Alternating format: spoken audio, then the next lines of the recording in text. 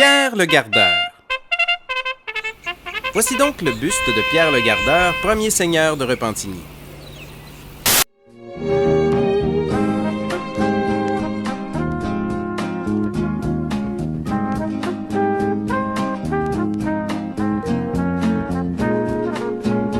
Mais quel est donc le lien de cet homme avec Mascouche?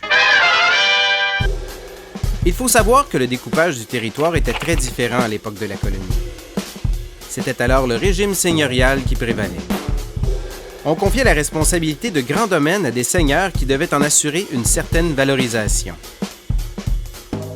La seigneurie en question couvrait à l'époque les territoires des villes actuelles de Lachenay, Repentigny, bien sûr, Mascouche et plusieurs autres. Celle-ci s'étendait sur plus d'une quinzaine de kilomètres le long du fleuve Saint-Laurent, puis à l'intérieur des terres sur plus de 23 kilomètres jusqu'à Sainte-Julienne au nord. Mais revenons-en à l'homme. Qui était-il? Pierre le Gardeur vit le jour en 1608 à Thury, en Normandie. D'ascendance noble, il prit le nom de Pierre le Gardeur de Repentigny, du nom d'une petite localité non loin de sa ville natale, dans le département actuel du Calvados. C'est le 11 juin 1636 qu'il débarqua à Québec pour la première fois avec sa famille et d'autres nobles normands, dont Huot de Montmagny, premier gouverneur de Nouvelle-France, qui succéda à Samuel de Champlain à la tête de la colonie. Pierre le Gardeur devint son lieutenant vraisemblablement peu après 1642.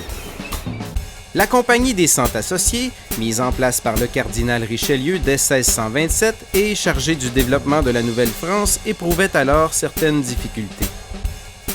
Bénéficiant de cette opportunité, Pierre le Gardeur rallia les notables de la colonie et obtint l'appui des Jésuites pour réaliser son projet de rapatrier le monopole du commerce de la fourrure. La Compagnie des Cent Associés consentit au transfert de responsabilité le 14 janvier 1645. Puis la résolution prit effet alors que le roi de France ratifiait le tout le 16 mars de la même année. Naissait alors la communauté des habitants. Il ne fallut pas attendre longtemps avant que Pierre le Gardeur fasse l'objet de critiques. Sa gestion de la compagnie nouvellement formée fit réagir notamment Paul Chemédé de Maisonneuve, cofondateur de Montréal.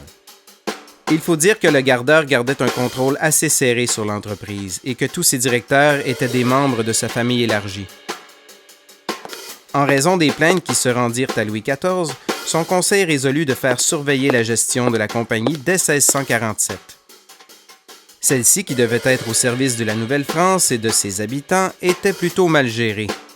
Peut-être à la faveur de le Gardeur lui-même. Il s'en tira avec tout au plus quelques remontrances. C'est même le 16 avril de cette année qu'il obtint la concession de 2 seigneuries, celle de Rivière-Puante, aujourd'hui Bécancour, ainsi que celle qui portera désormais son nom, Repentigny. Chaque année, depuis la constitution de la communauté des habitants en 1645, il repartait à l'automne en France avec les fourrures de l'hiver précédent pour ne revenir en Nouvelle-France qu'au printemps.